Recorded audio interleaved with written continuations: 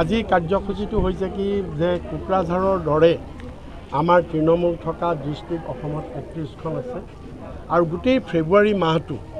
আমি নিৰ্বাচন লোকসভা নিৰ্বাচনৰ প্ৰস্তুতিৰ ওপৰত আৰু লোকসভা নিৰ্বাচনত আমাৰ তৃণমূলৰ কৰ্মীয়ে কেনেকুৱা ভূমিকা ল'ব এই গোটেই কথাবিলাক বিশদভাৱে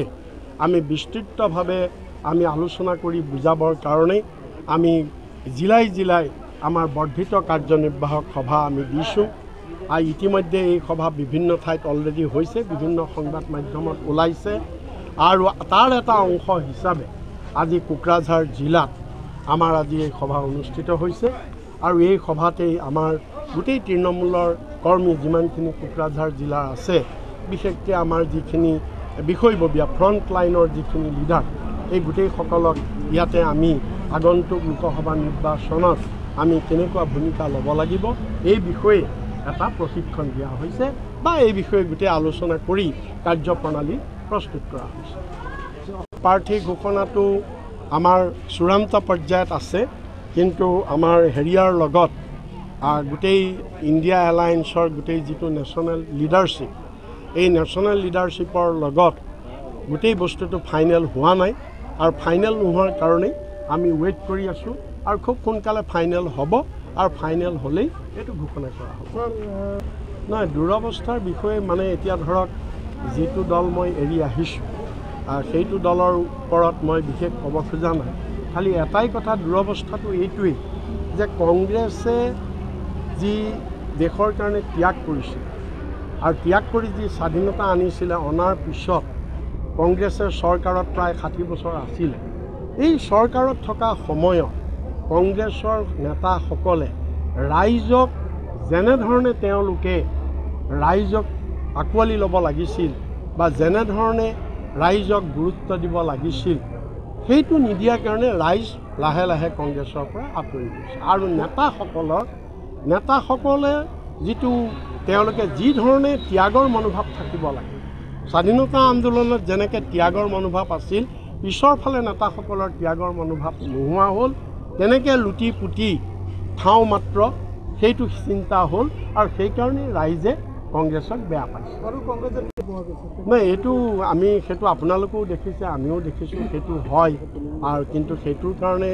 অকল তেওঁলোককেই জগৰীয়া কৰিবলৈ নহ'ব এইটো বিজেপিও তাৰ কাৰণে জগৰীয়া কাৰণ দেশৰ গণতন্ত্ৰটো সুৰক্ষা কৰাটো ৰুলিং পাৰ্টিৰো দায়িত্ব আছে কিন্তু বিৰোধীক নিৰ্দেশ কৰিবলৈ চেষ্টা কৰাটো এইটো ৰুলিং পাৰ্টিৰ কাৰণে এইটো ঠিক কথা নহয় কাৰণ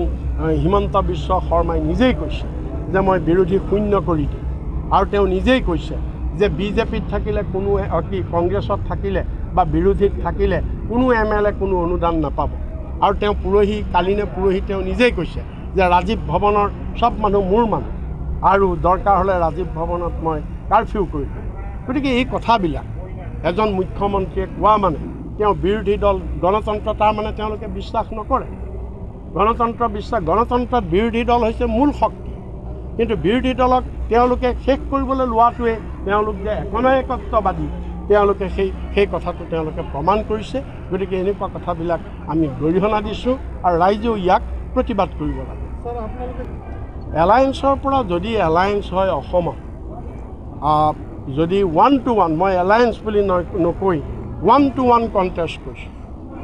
বিজেপিৰ বিৰুদ্ধে যদি এজনেই কেণ্ডিডেট থাকে তেতিয়াহ'লে বিজেপি চুপ্ৰা চাপ